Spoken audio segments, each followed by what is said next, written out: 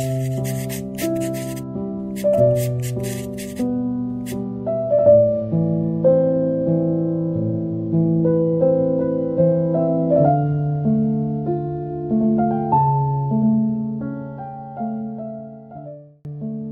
chers amis, soyez encore le bienvenu dans notre formation sur la programmation industrielle. Nous sommes en train de continuer avec le deuxième module, donc dans le sujet comment adresser les variables sous PIA Portal. Donc dans ce module, on va essayer de lister les variables sur notre modèle graphique et puis on va appliquer la technique SKB. Alors pour lister les variables sur notre modèle graphique, j'ai déjà fait quelque chose en amont, c'est-à-dire j'ai répertorié un très tout petit peu sur le modèle, comme vous pouvez voir ici les variables périphériques et les variables qu'on peut avoir au niveau du HMI. En fait, je n'ai pas tout pris, j'ai juste pris ce qui, comme des échantillons, vous allez bien le comprendre. Donc vous voyez, le bouton Start ici, c'est ce bouton ici, qui est périphérique, qui est physique, donc on peut toucher. Et vous comprenez que comme c'est un bouton de mise en marche, c'est généralement on utilise les contacts normalement ouverts.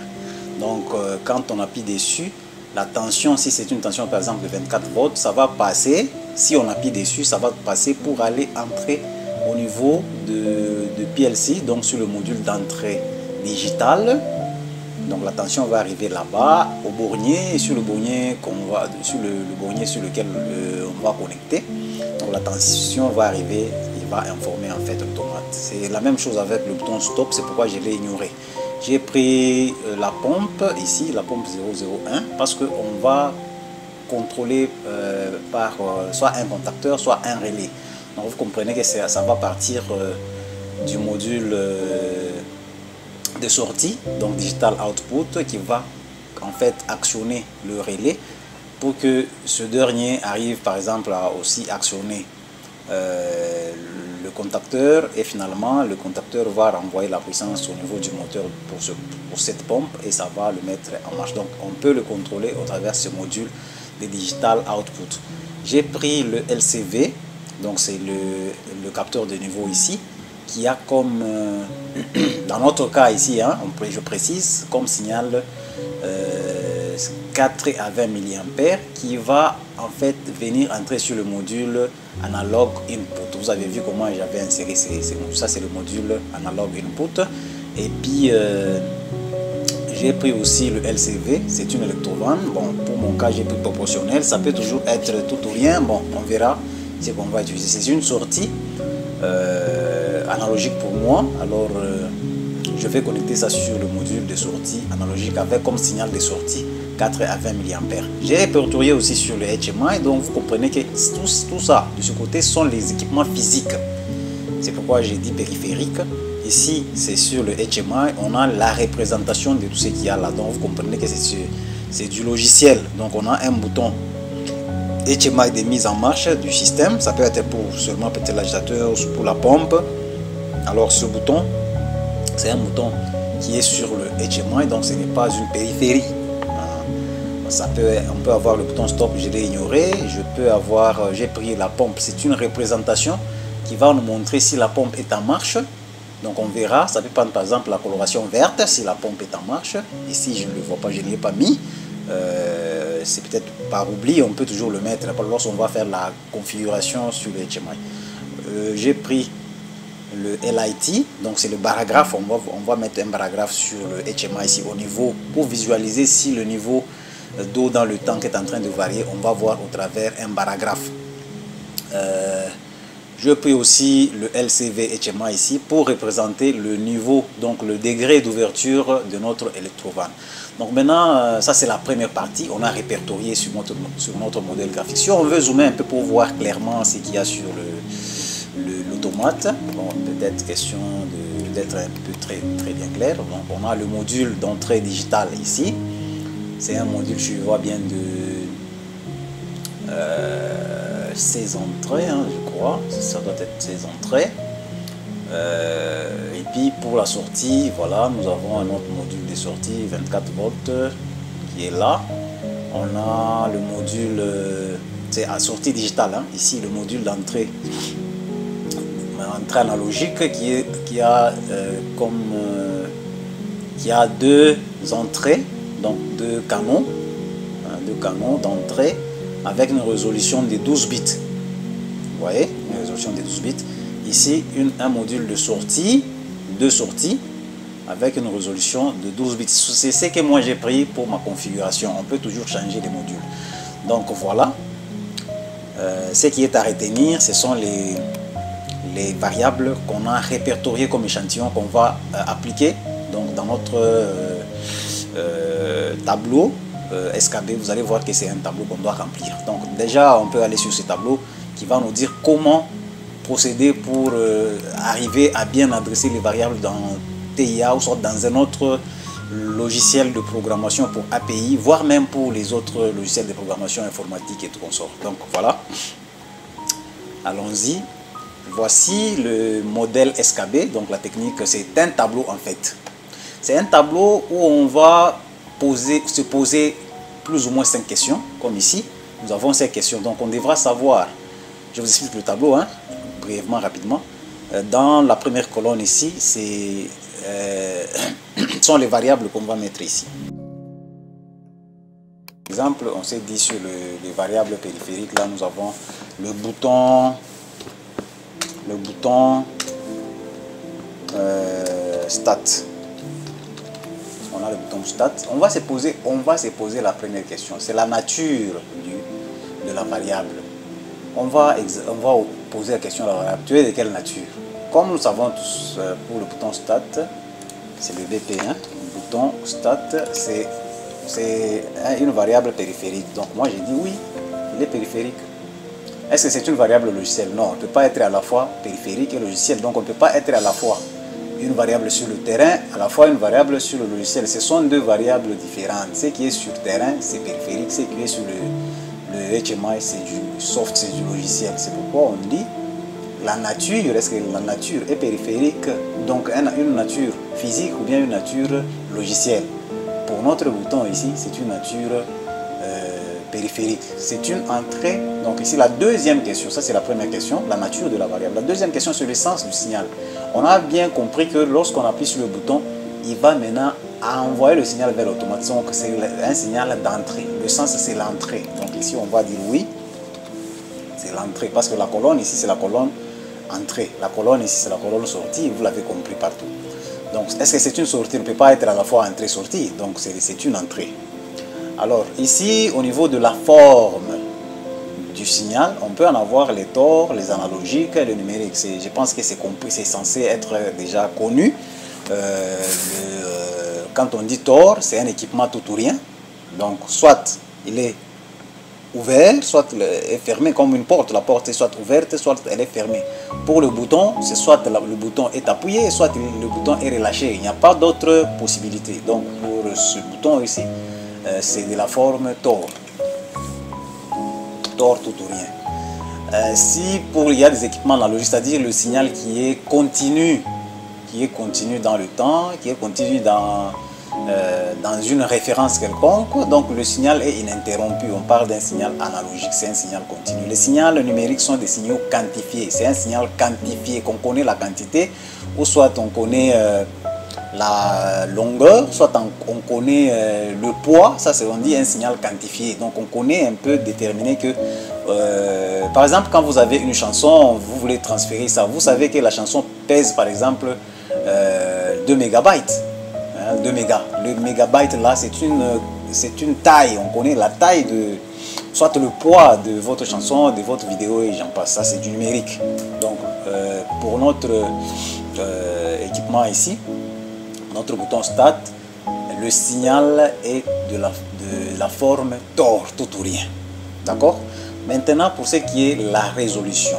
La résolution, étant donné qu'on connaît que c'est un équipement tout ou rien, la résolution ne peut être qu'un bit.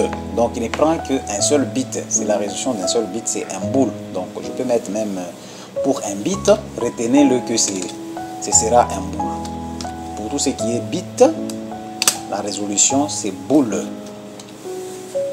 Donc, pour ce qui est de la syntaxe, on va examiner, on va poser la question au logiciel.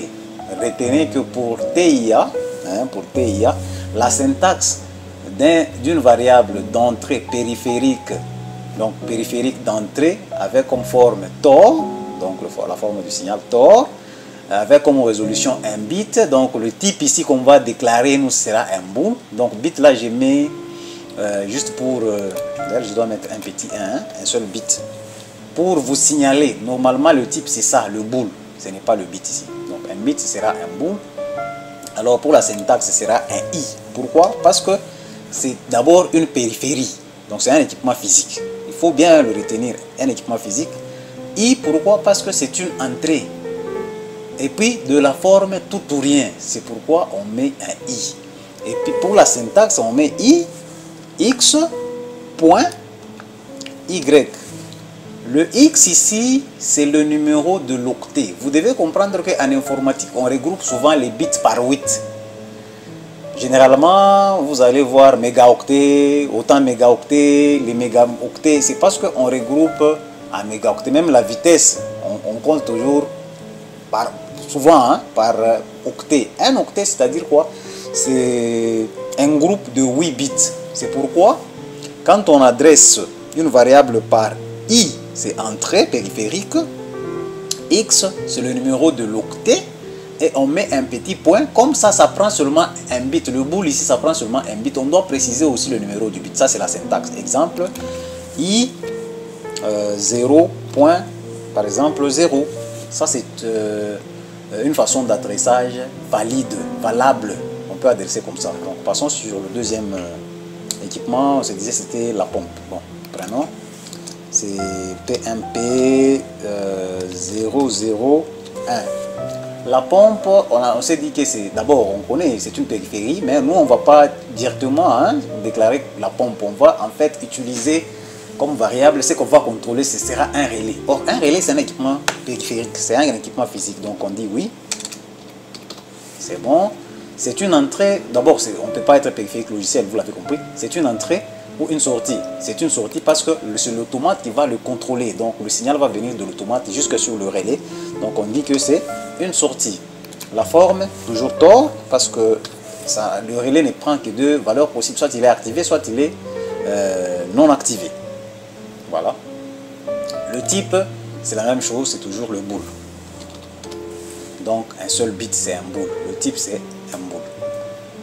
La syntaxe, c'est la même chose, sauf que ce n'est pas une entrée, c'est une sortie. Et pour le sortie dans TIA, on dit Q, sortie périphérique, avec X, point, Y. X, toujours le numéro de l'octet, Y, toujours le numéro du bit. Donc, l'exemple, c'est, on peut dire, par exemple, Q, 2, point, par exemple, 2, pourquoi pas. C'est un exemple. Le troisième, on se disait LIT, la troisième variable, donc LIT 001. Donc pour ceci, oui, un capteur de niveau c'est toujours c'est une périphérie, donc c'est un équipement périphérique, c'est un équipement physique. Oui, c'est une entrée, oui, parce que le signal va venir du capteur vers l'automate, donc c'est une entrée. La forme, elle est analogique, vous l'avez compris. Analogique, je peux mettre comme ça. Même comme ça, AN, vous allez comprendre que c'est AN, c'est analogique. Hein? Bon, retenez ça comme ça, c'est nous-mêmes, c'est la convention. Hein? Parce que le tableau ici, en fait, ça doit être un tableau dans l'ADN du programmeur. C'est retenu par cœur. Vous devez mémoriser la procédure. Donc, voilà.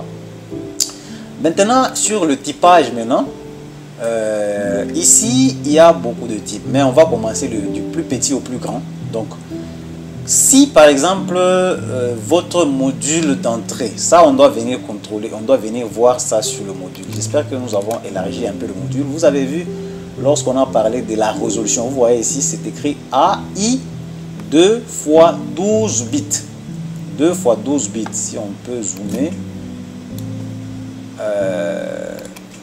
Voilà, là c'est bien clair.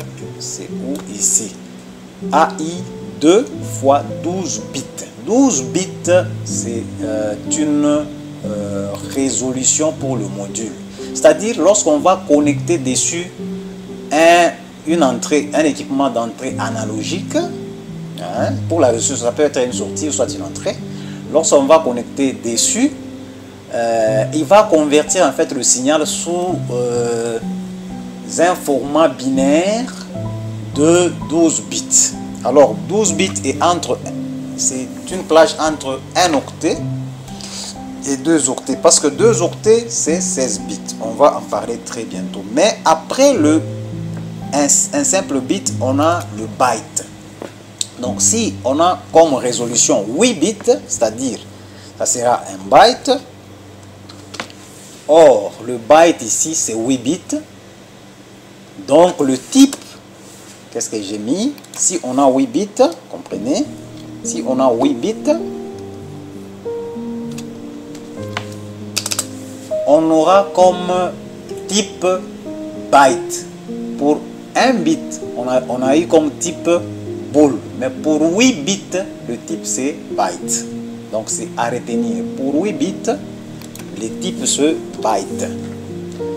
Donc, maintenant pour la syntaxe, comme c'est un équipement d'entrée périphérique, donc un capteur de niveau qui est périphérique, un signal d'entrée parce que ça part du capteur vers l'automate de la forme analogique, on va lui donner comme syntaxe d'après le logiciel TIA, ce sera un I parce que c'est une entrée, un IB parce que c'est un byte, et puis le numéro de l'octet, un petit X, c'est tout, c'est comme ça la syntaxe. Et comme exemple, on peut donner par exemple IB, par exemple 10. Ça, c'est un adressage valide. C'est une façon d'adresser qui est valable. On peut adresser de cette façon.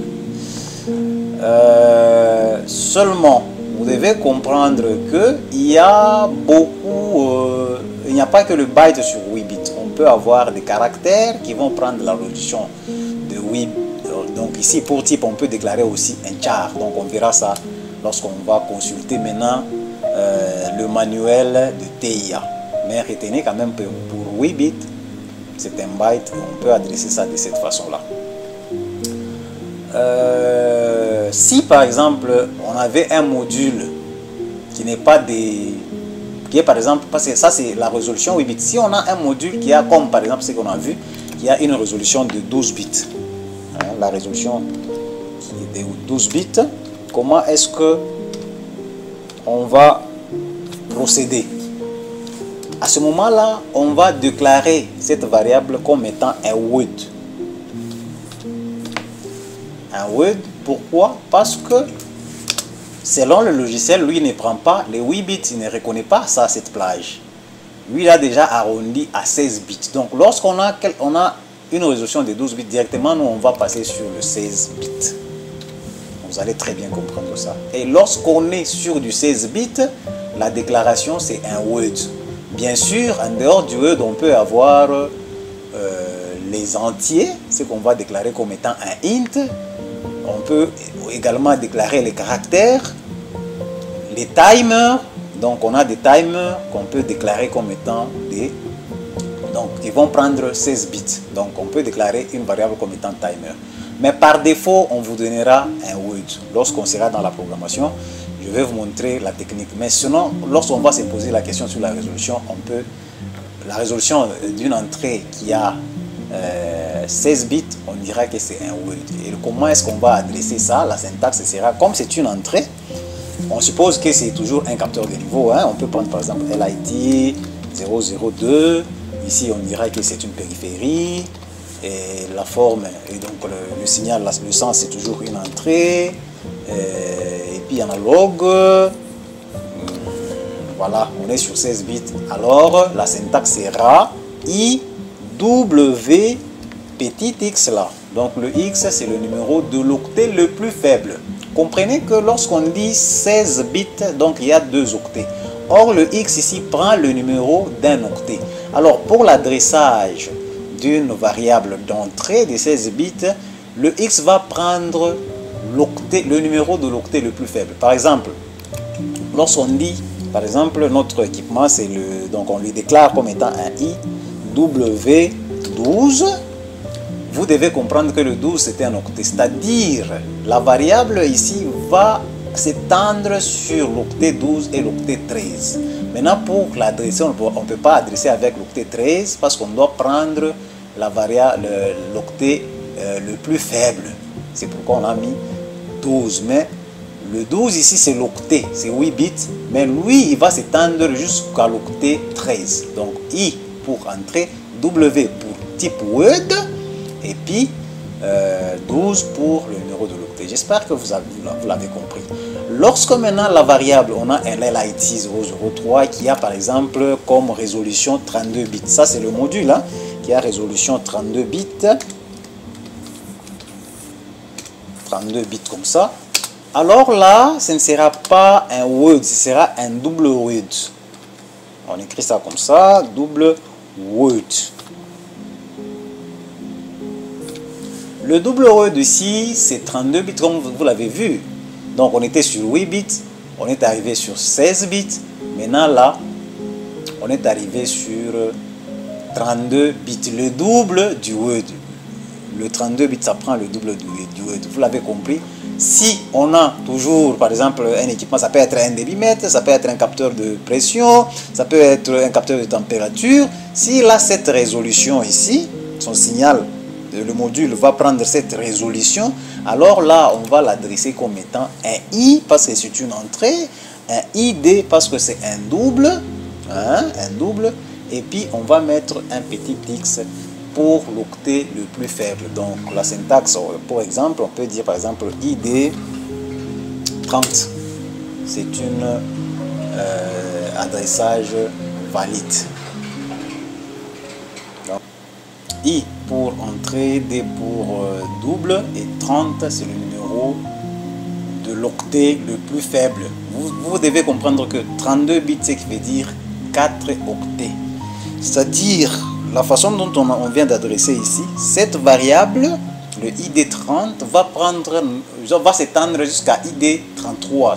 C'est-à-dire qu'il va prendre ID30, ID31, ID32 et ID33 pour 4 octets. J'espère que c'est ça. Donc ID30, 31, 32 et 33. Voilà. On continue. Donc prenons pour le LCV. Donc LCV 001. Donc c'est une électrovanne qui est périphérique, oui. C'est une entrée ou une sortie? C'est une sortie parce que le contrôle va venir de l'automate jusque sur l'électrovanne. Donc l'électrovanne c'est une sortie tout simplement. Oui, une sortie, on ne peut pas être une sortie et une entrée à la fois. C'est de laquelle, il sera de quelle forme? Analogique, on l'a bien dit, il sera sur 4 à 20 mA. La musique reste la même. Si le module qui va contrôler l'électrovanne est de 8 bits, alors la syntaxe sera, donc le type, hein, la résolution ici sera un byte. Sera un byte. Un byte. Et pour la syntaxe, comme c'est une sortie, vous l'avez bien compris, les sorties c'est Q, B parce que c'est un byte, et puis X. Remarquez que pour les équipements de type booléen, on met après le X, on met un petit point. Mais pour les équipements qui ont une grande résolution, donc plus qu'un bit, on va les adresser avec un octet, avec le numéro de l'octet, pas le numéro du bit. Donc parce que ce n'est pas un bit, ça prend les octets. Et pour exemple, Q, B, 60, pourquoi pas. Et vous l'avez compris, si on a par exemple un échangeur de température, on veut contrôler par exemple le courant qu'on envoie sur les thyristors pour les résistances, et que ce sera une sortie parce qu'on veut contrôler la température, donc on envoie sur les résistances, c'est le système de chauffage, et que le module qui va envoyer est un module de 16 bits. À ce moment-là, on va déclarer cette variable comme étant un Word. Par défaut, hein, rappelez-vous qu'on va étudier d'autres variables qui vont accompagner lorsqu'on a un Word. Donc lorsqu'on a un byte, on peut associer d'autres d'autres types qui vont prendre aussi la résolution 8 bits. Il y a pour le WORD, il y a d'autres types qui prennent la résolution 16 bits, mais par défaut, c'est ça. Donc le WORD, et pour adresse, donc on dirait tout simplement que c'est un Q. Donc la syntaxe est un Q, W, et puis le numéro de l'octet, un petit X. Donc je donne exemple. Q par exemple, B, c'est W1, Word, 12. Pourquoi toujours des 12, 12, 12, bon 15, pourquoi pas, ce n'est qu'un exemple.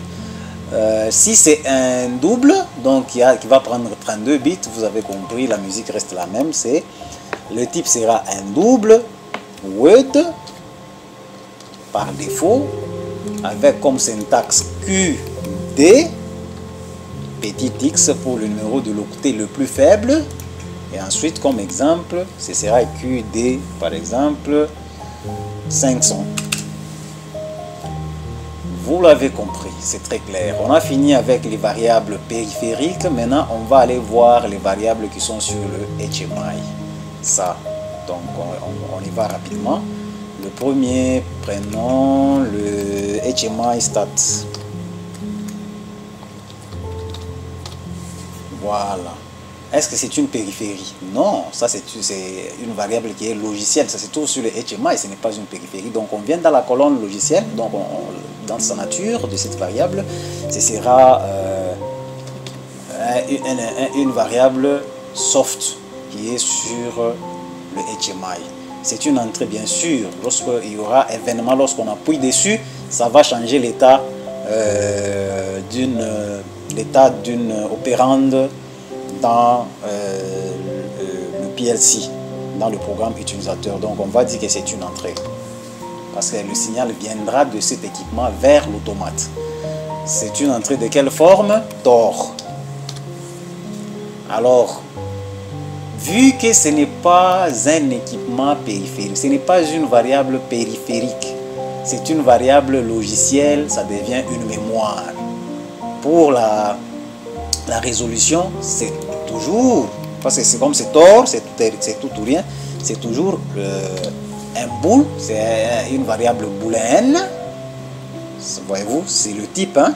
Maintenant, la syntaxe, comme c'est une variable logicielle d'entrée et qui est de la forme TOR, le type est bool, du fait que c'est logiciel, on dirait que c'est un M, pas un I. La déclaration sera un M, une mémoire. Ce sera un M. Et puis, le numéro, qu'est-ce que je dis? C'est une entrée, hein? Un I. I pour les sorties. Pour les mémoires, ce sera un M, parce qu'on est sur le logiciel. Un M.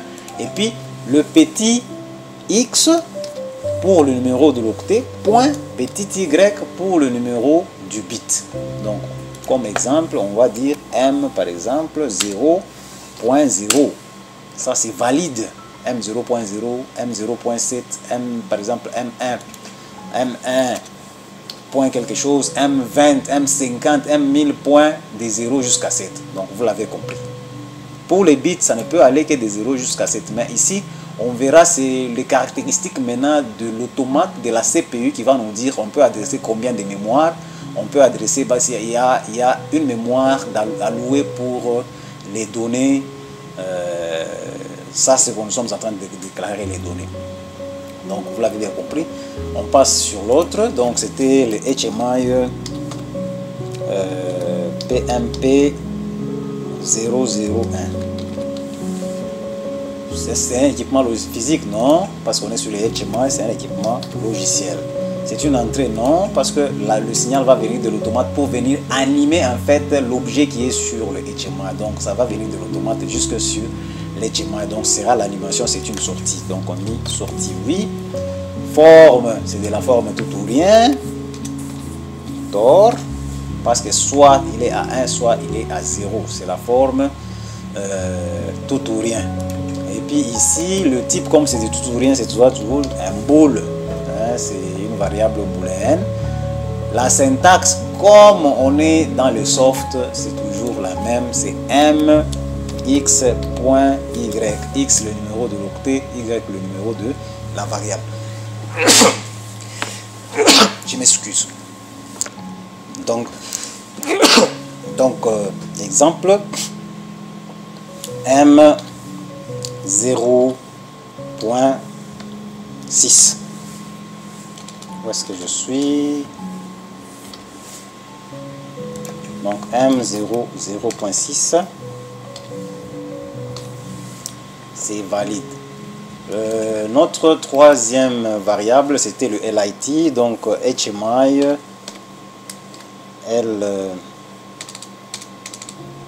ce que j'ai fait, donc HMI,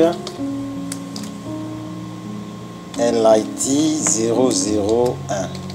Voilà. Avec cet équipement, si vous vous en souvenez bien, nous sommes sur le HMI. Alors, comment est-ce qu'on va, on va animer animer l'animation du paragraphe. Donc, pour le capteur de niveau, soit on peut avoir un affichage de la valeur, un affichage numérique pour le niveau. Maintenant, ce sera sur du logiciel, bien sûr, ce sera la nature soft, ce ne sera pas physique. Alors, c'est une entrée ou une sortie. Pour celui-ci, ce sera une sortie parce qu'il y aura de l'animation, ce n'est pas une entrée, donc ce sera une sortie. Vous voyez la différence entre les LIT au niveau physique et les LIT au niveau du HMI, parce qu'au niveau du HMI, on veut voir la valeur dans le tank. Ce sera le PLC qui va en fait envoyer cette valeur, ce sera une sortie. Donc on va visualiser sur le HMI, ce sera une sortie. Ce n'est pas un événement, ce sera de l'animation. La forme, c'est la forme. Bon. Ici aussi, il faut faire attention, ce n'est pas de l'analogique parce qu'au niveau du HMI, les valeurs qui sont en train de venir de l'automate vers le HMI, ce ne sera pas de la valeur analogique, mais plutôt de la valeur numérique. Numérique, pourquoi? Ce sera quantifié, bien connu, on sera bien déterminé la longueur de la variable. Donc, soit des données qu'on va envoyer, c'est du numérique. Donc, maintenant, comment est-ce qu'on va adresser? Là, on revient encore sur la résolution du module. Si le module est de, par exemple, 8 bits, on dira que ce sera un byte. Un byte. Et la syntaxe, comme c'est du logiciel, on dira un M. C'est du logiciel. Et comme c'est le byte, comme résolution c'est 8 bits, on dira MB. Et puis le petit X pour le numéro de l'octet.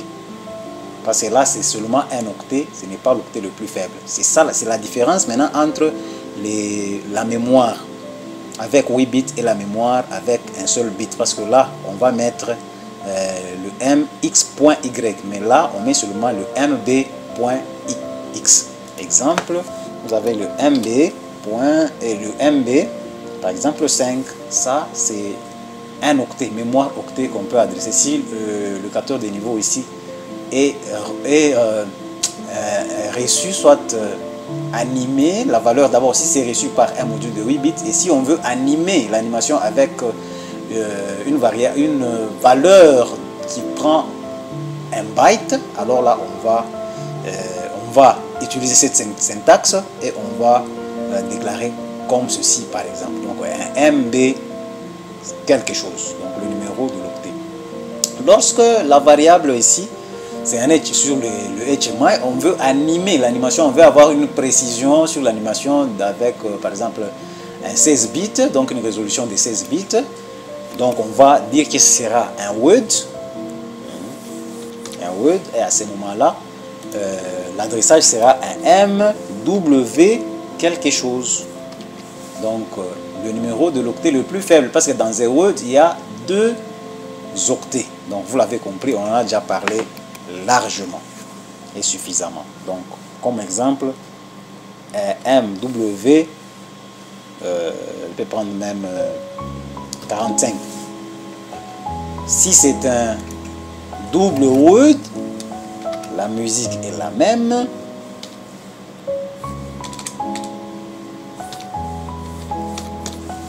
Ce sera ici un MD petit x. Donc exemple MD 80. C'est une façon d'adresser qui est valable, qui est valide. C'est comme ça qu'on doit adresser. Voilà, on est presque arrivé à la fin avec notre tableau. Je pense qu'avec ce que vous avez, il suffit tout simplement d'interroger la variable. C'est ça la technique SKB. Donc vous allez interroger la variable sur sa nature, sur le sens. Donc la nature, vous avez, c'est une périphérie ou bien logiciel. Sur le sens du signal, ça doit être soit une entrée, soit une sortie. Sur la forme du signal, soit c'est la forme tout ou rien, soit la forme analogique, soit la forme numérique. Ici, c'est du numérique, on parle du numérique parce que ça se trouve sur le HMI. Vous devez poser la question sur la résolution. Si c'est un équipement tout ou rien, la résolution c'est un seul bit, c'est un boule. On va déclarer comme étant un boule. Si la résolution est de 8 bits, on dira par défaut que c'est un byte. Si la résolution est de 16 bits, on dira par défaut que c'est un word. Si la résolution est de 32 bits, on dira par défaut que c'est un double. Voilà comment est-ce que ça fonctionne. Et au niveau de la syntaxe, si c'est une entrée périphérique, on dirait que c'est un I. Si c'est une sortie périphérique, on dirait que c'est un Q. Si c'est une mémoire, on dira que c'est un M. Le reste est fonction de la résolution. Donc pour les boulins, la syntaxe est I ou bien Q, X pour le numéro de l'octet, point Y le numéro du bit. Pour les autres, si qui ont une plage supérieure à un bit, on dira, on va mettre le I si c'est l'entrée, le Q si c'est la sortie. On va préciser si c'est pour les bytes, on va mettre IB ou bien QB, X pour le numéro de l'octet. Pour les 8 bits, c'est l'octet seulement. Lorsqu'on passe sur plus de deux octets, ça sera, le X va prendre l'octet le plus faible, le numéro de l'octet le plus faible. Les exemples sont là. J'espère que j'ai été clair et ça ne va pas vous poser un problème pendant la programmation. Il nous reste de voir comment est-ce qu'on va déclarer les datas des données dans les blocs de données. Et ça, on verra un peu plus tard. Pour l'instant, je pense qu'on doit faire maintenant les exercices sur TIA. Donc, je pense plus prochainement, on sera où là, on est ici. Prochainement, on va continuer avec la théorie sur TIA. Donc, très rapidement, dans le troisième module, on fera ça. On va voir le manuel qui dit TIA par rapport à tout ce qu'on venait de dire. Et vous allez voir que ceci va venir vérifier la technique SKB. Pour finir, dans le quatrième module, on va entamer la programmation. Et pour l'instant, moi, je vous dis tout simplement merci pour votre attention et à très bientôt.